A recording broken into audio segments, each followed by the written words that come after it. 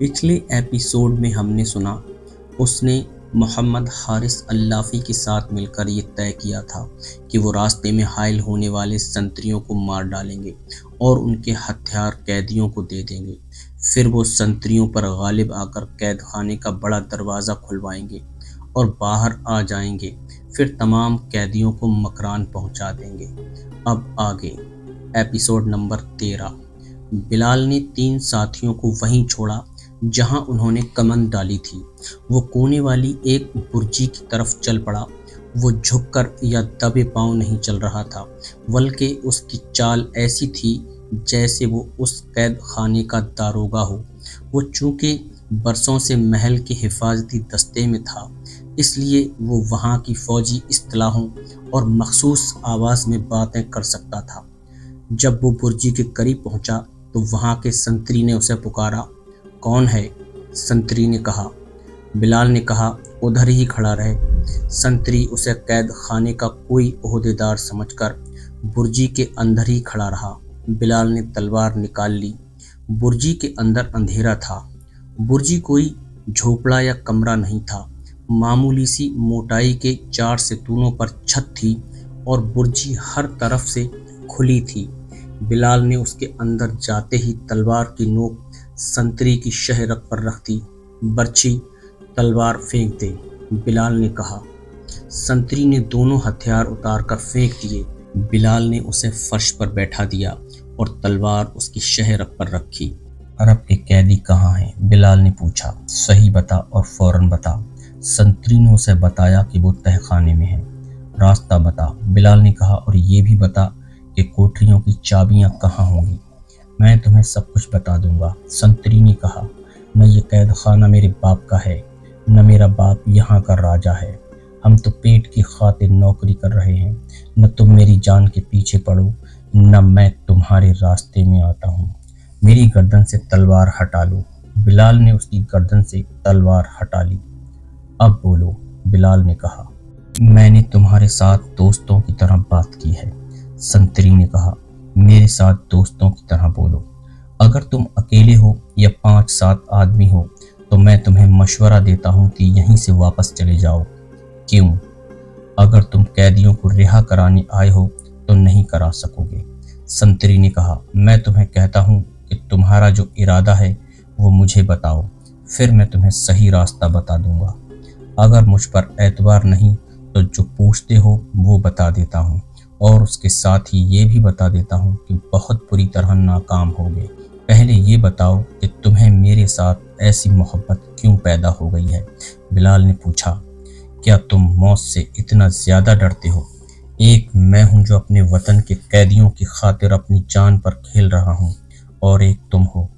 میں کس کی خاطر اپنی جان پر کھیلوں؟ سنتری نے کہا۔ ان بے گناہوں کی خاطر جنہیں لوٹ کر یہاں بند کر دیا گیا ہے۔ ایسا گناہ راجے مہاراجے ہی کر سکتے ہیں۔ میں اس وجہ سے اپنی جان دینے کے لیے کبھی تیار نہیں ہوں گا کہ عرب کے ان بے گناہ قیدیوں کو کوئی چھڑانے آئے تو میں راستے میں آ جاؤں اور انہیں رہا نہ ہونے دوں۔ اگر میرا بس چلے تو میں خود کوٹریاں کھول کر انہیں باہر نکال دوں، اور میں یہ بھی جانتا ہوں کہ ان قیدیوں کی وجہ سے ہمارے ملک پر آفت آ رہی ہے۔ یہ آفت تمہارے وطن عرب سے آئے گی۔ میرا خیال تھا کہ تم میں اتنی عقل نہیں ہوگی، بلال نے سنتری سے کہا۔ لیکن تم دانش مندی کی باتیں کر رہے ہو۔ تم ٹھیک کہتے ہو میرے عربی دوست، سنتری نے کہا۔ مجھے یہ باتیں میرے باپ نے بتائی ہیں۔ وہ کہتا ہے کہ ہمارا راجا ایک بار عربی فوج کو شکست دے کر خوش ہو رہا ہے، لیکن وہ عربوں کو اچھی طرح نہیں جانتا۔ عربی لشکر ایک بار پھر آئے گا۔ ہمارا راجا اپنے آپ کو آسمانوں کا دیوتا سمجھ بیٹھا ہے۔ اسے ابھی اس کے بہت بڑے گناہ کی سزا ملنی ہے۔ اس نے اپنی بہن کو بیوی بنا کر رکھا ہے۔ اب مجھے بتاؤ جو میں پوچھتا ہوں، بلال نے کہا۔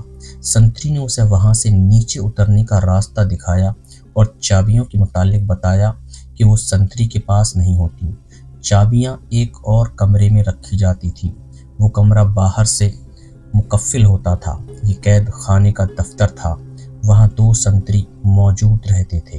कमरे की चाबी उनके पास होती थी। ये दोनों संतरी आम किस्म के सिपाही नहीं बल्कि ओहदेदार होते थे। संतरी ने उसे ये भी बताया कि सारे कैद खाने में संतरी कहाँ कहाँ मौजूद होते हैं। उस संतरी के सर पर पगड़ी थी। बिलाल ने झपट्टा मारकर उसकी पगड़ी उतार ली और बिजली की सी तेजी से उसे औंधे मुंह फर्श पर गिरा दिया। बड़ी तेजी से उसके दोनों हाथ पीठ पीछे करके पगड़ी के साथ बांध दिए। उसी पगड़ी से उसके पांव बांधे और जो पगड़ी बच गई थी वो फाड़ कर उसके मुंह पर बांध दी गई। मैं तुम्हें जान से नहीं मारूंगा मेरे दोस्त, बिलाल ने कहा, लेकिन मैं तुम पर एतबार भी नहीं कर सकता। कोई आएगा तो तुम्हें खोल देगा। बिलाल उस जगह वापस आ गया जहां उसके साथी बैठे हुए थे। उन्हें साथ लेकर वो फिर उसी बुर्जी में वापस गया। उस बुर्जी के फर्श पर एक मोटा तख्ता रखा हुआ था। वो हटाया तो उसके नीचे सीढ़ी लगी हुई थी। चारों उस सीढ़ी से उतर गए। संतरी ने जो रास्ते बताए थे वो भूल भुलैयों जैसे थे।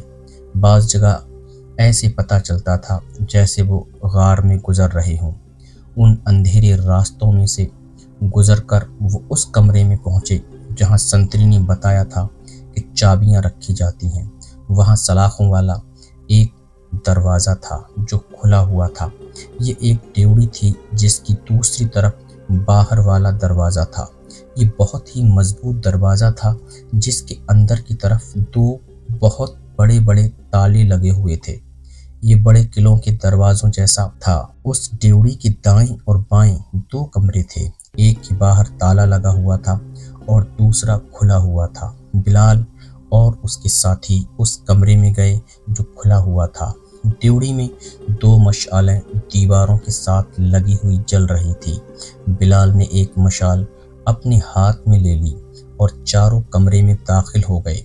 2 चारपाइयां पड़ी हुई थीं जिन पर 2 आदमी सोए हुए थे। उन्होंने उन दोनों को जगाया। वो हड़बड़ाकर उठे। नंगी तलवारें देखकर वो खौफ से कांपने लगे। तहखाने की चाबियां निकालो, बिलाल ने कहा, और बाहर के दरवाजे की चाबियां भी हमारे हवाले कर दो। उनमें से एक कमरे की दीवार के साथ जा खड़ा हुआ और वहां से एक पत्थर निकाला। किसी अजनबी को शक भी नहीं हो सकता था कि ये पत्थर दीवार में से अलग किया जा सकता है। संतरी ने दीवार में हाथ डालकर एक चाबी निकाली और बिलाल के आगे कर दी। मैं तहखाने और सदर दरवाजे की चाबियां मांग रहा हूँ, बिलाल ने कहा। संतरी डरा हुआ कमरे से निकला और उसने सामने वाले मुकफ्फिल कमरे का ताला खोला।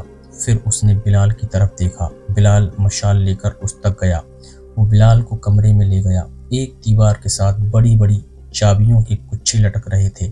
संतरी ने 2 गुच्छे उतार कर बिलाल को दिए और उसे बताया कि ये तहखाने की कोठरियों की चाबियां कौन कौन सी हैं और सदर दरवाजे के तालों की कौन सी।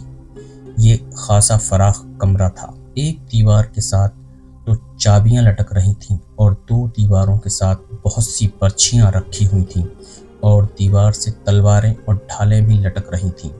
उन चारों ने उन दोनों संतरियों को उन्हीं की पगड़ियों से उसी तरह बांध दिया जिस तरह बिलाल ने बुर्जी वाले संतरी को बांधा था। बाहर निकलकर उन्होंने उस कमरे का दरवाज़ा बंद कर दिया और ताला लगा दिया। मशाल दीवार के साथ लगा दी जहां से बिलाल ने उतारी थी और चारों कैद खाने के अंदर चले गए। वहां पार्कों की तरह पत्थरों के लंबे लंबे कमरे थे और एक ही कतार में कोठरियां थीं। हर कमरे और कोठरी में मशाल जल रही थी। कैदी सोए हुए भी थे और कराह भी रहे थे। कमरों से मशालों की रोशनी बाहर आ रही थी। उस रोशनी में बारकों और कोठरियों के संतरी टहलते दिखाई दे रहे थे। ये चारों साथी उन बारकों और कोठरियों के उकब से गुजरते जा रहे थे। इस तरह वो संतरियों से बचते बचाते उस जगह तक पहुंच गए जहां तहखाना था। ये एक गार सा था जिसके अंदर दूर रोशनी थी। बुर्जी वाले संतरी ने बिलाल को बताया था कि इस गार जैसी जगह में खासा आगे जाकर दाएं को घूमना है। वहां से बड़ी चौड़ी सीढ़ियां तहखाने में उतरती थीं। इस रहनुमाई के मुताबिक ये चारों अरबी आगे ही आगे बढ़ते गए और उस जगह पहुंच गए जहां से सीढ़ियां نیچے اترتی تھیں۔ نیچے 2 مشالیں جل رہی تھیں جن کی روشنی اوپر تک آ رہی تھی۔ تہ خانے میں اتر کر بلال نے نعرہ لگانے کے انداز سے کہا، خدا کی قسم، آج تم سب اس جہنم سے نکل آئے ہو۔ قیدی سوئے ہوئے تھے، آدھی رات کے، بہت بات کا وقت تھا۔ بلال کی للکار پر سب جاگ اٹھے اور شور و گل برپا ہو گیا۔ خاموش رہو، بلال نے کہا، ابھی تمہارا ایک اور سفر باقی ہے، ہو سکتا ہے ہمیں لڑنا پڑے۔ جس طرح اچانک شور اٹھا تھا اسی طرح خاموشی طاری ہو گئی۔ بلال نے پہلی کوٹری کے تالے میں چابی لگائی تو تالا نہ کھلا۔ یہ تو چابیوں کا پورا گچھا تھا۔ بلال ایک ایک چابی تالے میں ڈال کر گھمانے لگا، کوئی ایک بھی چابی تالے کو کھول نہ سکی۔ معلوم ہوتا ہے ہمارے ساتھ دھوکہ ہوا ہے، بلال کے ایک ساتھی نے کہا، اس کافر نے ہمیں غلط چابیاں دے دی ہیں۔ چاروں ایک ہی کوٹری کے سامنے اکٹھے کھڑے تالے میں چابیاں ڈال رہے تھے۔ ایک ہلکا سا زناٹا، اس کے ساتھ دھیما سا ایک دھماکہ اور اس کے ساتھ ایک آدمی کی قربناک ہائے سنائی دی۔ سب نے بدک کر دیکھا۔ بلال کا ایک ساتھی آگے کو جھکا ہوا تھا، اس کی پیٹھ میں برچھی اتری ہوئی تھی اور وہ گر رہا تھا۔ باقی ساتھیوں نے اوپر دیکھا۔ اوپر والی آخری سیڑھی پر 6-7 آدمی کھڑے تھے، ان کے ہاتھوں میں دور سے پھینکنے والی برچھیاں تھیں۔ بلال نے دیکھا کہ ان میں وہ سنتری بھی تھا جس نے دیوار کی برجی میں بلال کو راستہ بتایا تھا اور جسے بلال اس کی پگڑی سے باندھ آیا تھا۔ میرے عربی دوست، اس سنتری نے اوپر کھڑے کھڑے کہا، میں نے تمہیں خبردار کر دیا تھا کہ نیچے نہ جاؤ، لیکن تم نے مجھ پر اعتبار نہ کیا۔ تمہارا خیال تھا کہ میں شاید ساری رات بندھا پڑا رہوں گا۔ مجھے معلوم تھا کہ کچھ ہی دیر بعد مجھے کھولنے والے آ جائیں گے۔ تمہارے ساتھ میں نے دوستی کا حق ادا کیا تھا، اب میں ان کا حق ادا کر رہا ہوں جن کا نمک کھاتا ہوں۔ یہاں سے کبھی کوئی قیدی نکل کے نہیں گیا، اب تم بھی یہیں رہو گے۔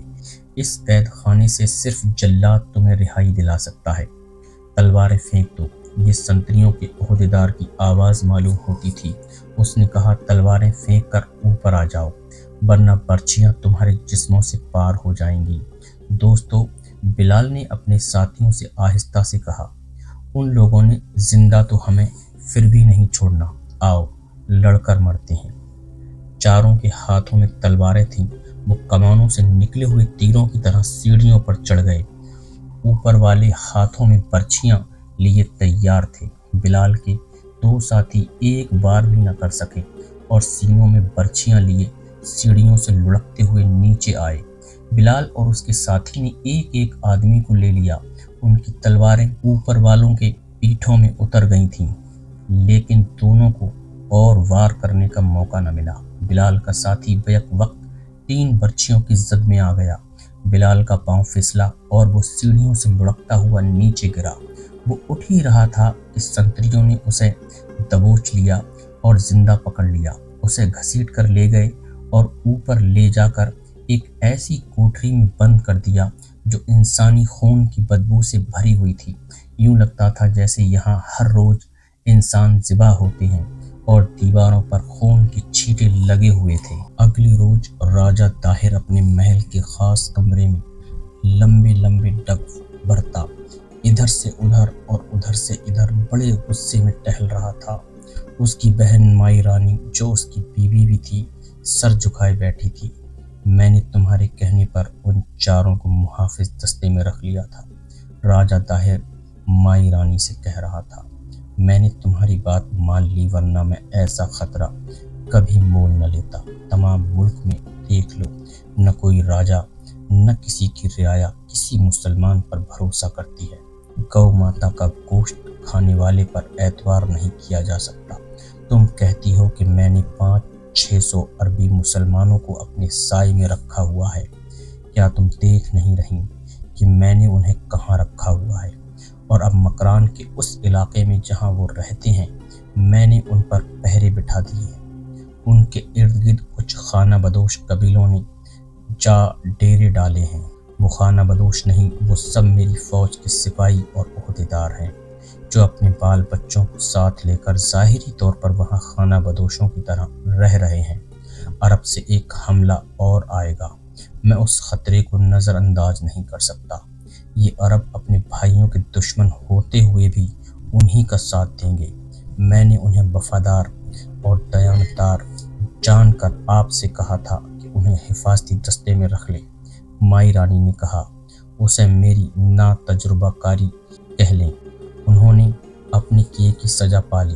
وہ جو زندہ پکڑا گیا ہے بلال بن عثمان، اسے آپ عمر قید دیں گے یا میں ایسے نمک حرام کو جینے کا حق نہیں دے سکتا۔ راجہ طاہر نے کہا، میں نے حکم دے دیا ہے کہ اس سے پہلے یہ اگلواؤ کہ اس کے ساتھ کون کون تھا۔ ہو سکتا ہے اس کا رابطہ اللافی کے ساتھ یا ان عربوں میں سے کسی اور کے ساتھ ہو اور ان لوگوں نے اس کی پشت پناہی کی ہو۔ قید خانے والے اس سے اگلوا لیں گے۔ اس نے کچھ نہ بتایا تو اسے جلاد کے حوالے کر دوں گا۔ مائی رانی کے چہرے پر کوئی ایسا تاثر نہیں تھا جس سے پتہ چلتا کہ بلال کی قسمت کا یہ فیصلہ سن کر اس کا رد عمل کیا ہے۔ بلال سے اسے اتنی محبت تھی کہ اپنے ساتھ رکھنے کے لیے اس نے بلال کو محل کے باڈی گارڈز دستے میں رکھ لیا تھا، اور اس خیال سے کہ بلال اسے چھوڑ کر چلا نہ جائے، اس نے بلال کے چاروں ساتھیوں کو بھی باڈی گارڈز دستے میں رکھ لیا تھا۔ آج وہ بلال جس پر وہ مر مٹی تھی، موت کے منہ میں آ گیا تھا، اور یہ موت بڑی ہی اذیت ناک تھی۔